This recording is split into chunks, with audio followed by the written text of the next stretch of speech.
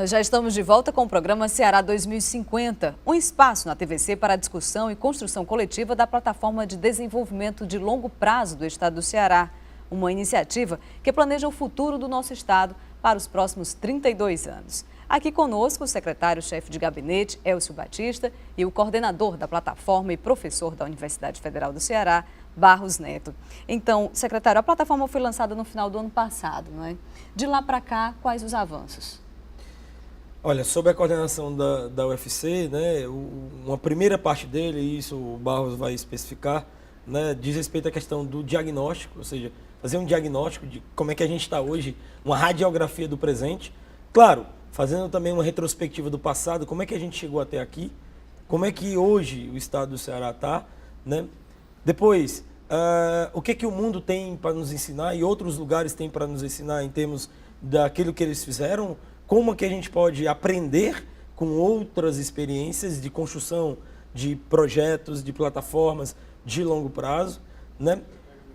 O engajamento das pessoas, esse é um passo importante, que é esse que agora a gente está, de ouvir, de escutar, de fazer uma crítica desse diagnóstico, né? E já começar a traçar uma visão de futuro e traçar os cenários de futuro. Mas o Barros, eu acho que ele tem aí muito mais elementos para dizer o cotidiano. Como é que se estrutura, né, essa plataforma? A nossa plataforma está dividida em 5 grandes etapas, certo? A primeira é o diagnóstico, ou seja, nós precisamos conhecer o que acontece. Nós não estamos aqui por acaso, certo? Onde nós estamos hoje fruto do que a gente fruto viveu do que foi cultural, anos, né? Do que viveu toda a sociedade. Isso vale para o Brasil, para os Estados Unidos, para qualquer lugar. Né? Então, os fatos são encadeados. Então, o que aconteceu, né, nesses últimos... Aí nós fizemos um corte de 30 anos, ou seja, o que aconteceu nos últimos 30 anos, né, para isso, dentro de 2 grandes perspectivas. Uma quantitativa, ou seja, nós fizemos os números do IPES, do IBGE, de várias bases de dados, para mostrar os números. O que é que nós crescemos, o que é que nós diminuímos, né? E aí, para poder, às vezes, ficar, eu acho que a educação está ruim. Não, não, a educação está aqui, melhorou, a nota melhorou, né? Então, a gente precisa entender isso.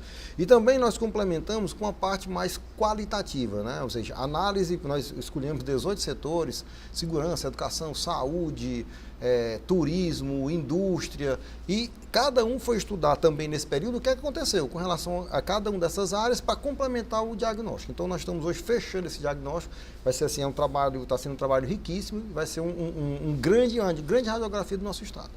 Estamos também trabalhando o que a gente chamou de benchmarking, né? Até o Elcio já mencionou um pouco, pegar as experiências. O que é que alguém já fez de bom, né? Já consertou. Por exemplo, lá nós temos na Noruega uma visão muito forte de igualdade e liberdade. O que é isso? Né? Vamos dizer, como é que eles têm uma igualdade, né? As pessoas são bem menos, a diferença é bem menos, e tem a liberdade para você escolher o caminho que você quer. Então, como é que eles chegaram nisso aí? O Chile, em algumas situações, nós pegamos 6 áreas, né, 6 tópicos e 2 locais, né? Por exemplo, Santa Catarina. Santa Catarina no Brasil é o estado mais bem distribuído territorialmente. Então, o que é que eles fizeram para isso? Então, aprender um pouco isso aí. Então, nós estamos também, esse é o benchmark. E o outro, um complemento disso aí, são as tendências, né? Por exemplo, hoje não se vive mais sem internet. O que é que vai ser a internet daqui a 30 anos, né? Quais são as tendências disso aí? Né? Todo mundo já fala aí, carro, né, autônomo, não vai ter cidades inteligentes, a própria questão da televisão, então tudo isso vai ter impacto. Como é que isso? O que é que a gente vai? E também a perspectiva de cenários, né? Por exemplo, hoje nós estamos num processo no Brasil de construção de cenário. Nós vamos ter uma eleição, né, presidencial, né? E como é que isso vai ver? Como é que o Brasil vai crescer? Quais são os cenários disso aí? Também isso vai impactar. Junto com isso, com todas essas informações, nós vamos trabalhar na visão de futuro. Qual é a visão de futuro para o estado do Ceará? Então, nós vamos trabalhar em cima disso, usando o conhecimento que a gente adquiriu e das pessoas que estão envolvidas. A partir dessa visão de futuro, nós vamos... E essa visão de futuro ela vai ter uma característica interessante. Ela vai ser construída com um grupo maior e depois vai trabalhar no interior as várias, as várias características, peculiaridades de cada região, porque senão a Fortaleza não representa, até se você for brincar, o sotaque do Cariri é totalmente diferente, não é totalmente, mas é diferente do nosso. É verdade. Né? Então, assim, a gente tem que... É verdade. É verdade. E aí, então, a partir dessa visão de futuro, nós vamos desenvolver o que a gente chamou de projetos estratégicos. Ou seja, vamos, por exemplo, o Elcio mencionou aqui, vamos ser a economia mais competitiva do Estado. Então, o que é que nós vamos fazer de projeto? Nós vamos fazer um projeto para a educação. Então, nós vamos fazer um investimento disso, vamos capacitar os professores, várias ações. Então, nós vamos ter esses vários projetos dentro dessa visão, em que nós temos a descrição e estamos tentando chegar, por exemplo, nos custos. Vamos tentar chegar nos custos. Quanto custa isso aí? Porque também sonhar é fácil. Sonhar, né? Mas quem paga a conta? Quem paga a conta é a sociedade, é o governo que está administrando momentaneamente aquele recurso. Então, a gente precisa saber disso para ter uma noção de quanto vai ser. Aí, se programar com isso aí, porque também não adianta. Para eu chegar, vou gastar. Eu não tenho esse dinheiro, certo? E nós vamos ter uma atividade que ela perpassa todas as outras, que a gente chamou de um engajamento, que é justamente, nós temos que empoderar as pessoas, empoderar a sociedade civil, para que ela tome conta do plano. Esse é um dos grandes trabalhos nossos, nós já estamos também começando a fazer isso, por exemplo, o que nós estamos fazendo aqui já é mostrando, envolvendo as pessoas, para que eles sejam os agentes da mudança nesse processo. Tem dois aspectos fundamentais que eu gostaria de ressaltar. Um é o primeiro relacionado à tomada de decisão. O processo de tomada de decisão é um processo extremamente complexo, sobretudo numa democracia. Né? Numa autocracia, numa ditadura é fácil. O ditador toma as decisões e elas são implementadas ao bel prazer dessa vontade individual e particular.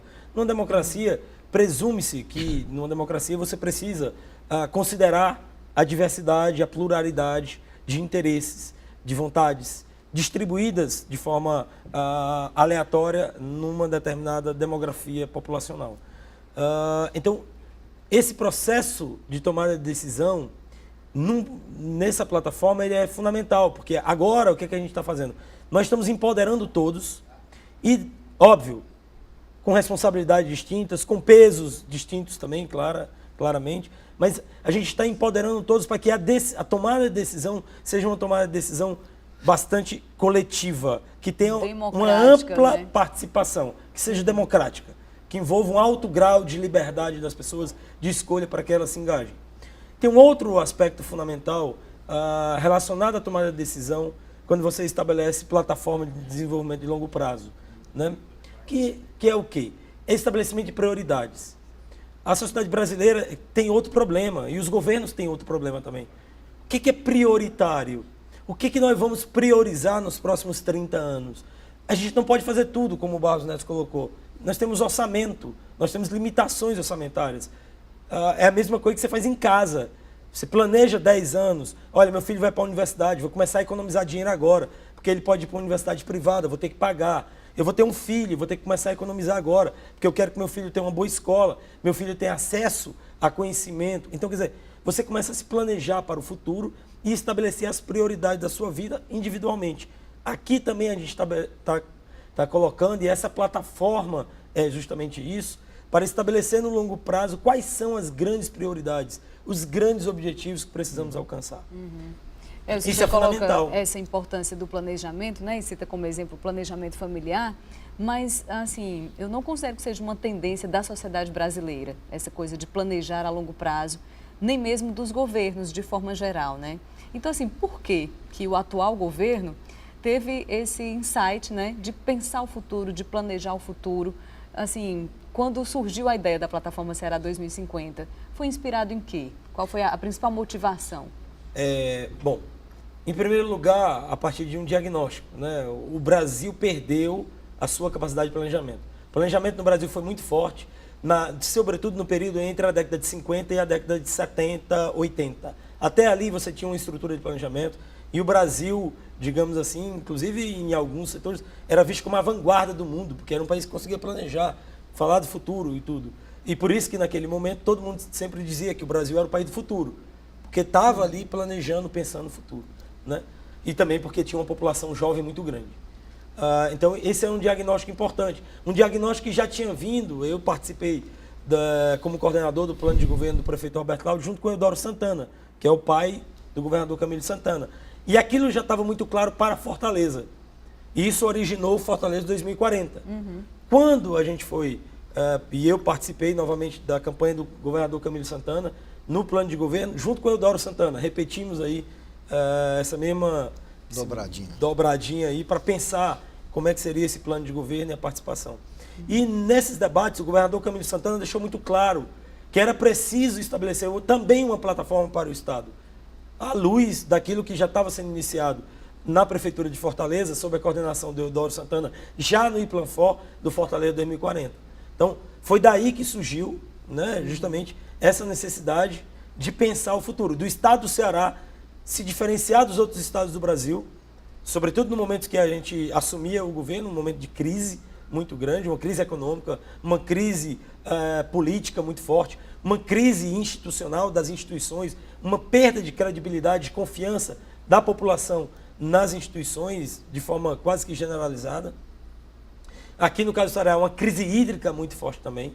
Então, essa tomada de decisão, ela foi muito importante para que o Estado do Ceará se diferenciasse do restante do Brasil, enquanto os outros estados não estavam conseguindo nem resolver as suas questões de curto prazo, o Estado do Ceará estava enfrentando o desafio de pensar o longo prazo. Perfeitamente. Professor, fala um pouquinho para a gente sobre como é que é o dia a dia da construção dessa plataforma, né? O senhor me falou sobre as etapas pelas quais iremos passar, né, nos próximos 30 anos, mas nessa primeira, de construção, como é que foi o engajamento do pessoal na universidade? Quantas pessoas compõem essa equipe hoje, né?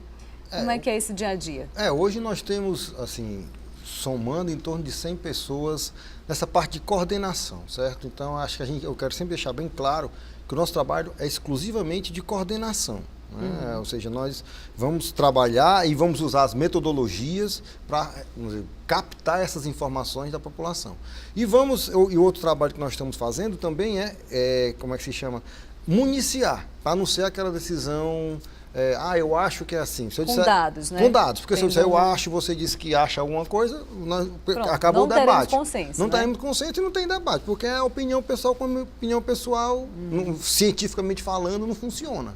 Né? Mas quando tem um embasamento... Aí é justamente que então. Então a gente hoje está fazendo todo esse embasamento, né? Já temos aí várias pessoas envolvidas, tanto da federal como, né, até algumas empresas estão nos ajudando também, o governo do estado, por exemplo, através do IPES, lá da CEPLAG, né, na busca das informações. Nós temos com outras universidades participaram, por exemplo, do diagnóstico junto conosco. E agora as universidades, nós já tivemos, até você já mencionou aí, nós tivemos uma reunião com os reitores, né?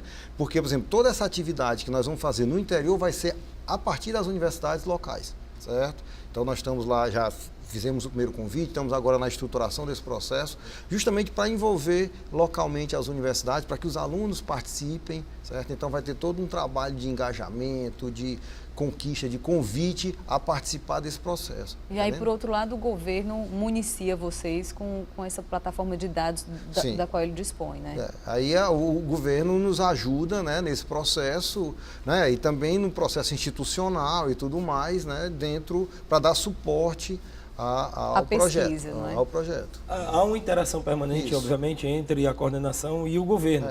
O governo tem que disponibilizar todas as informações para que essa plataforma ela possa, de fato, ela ter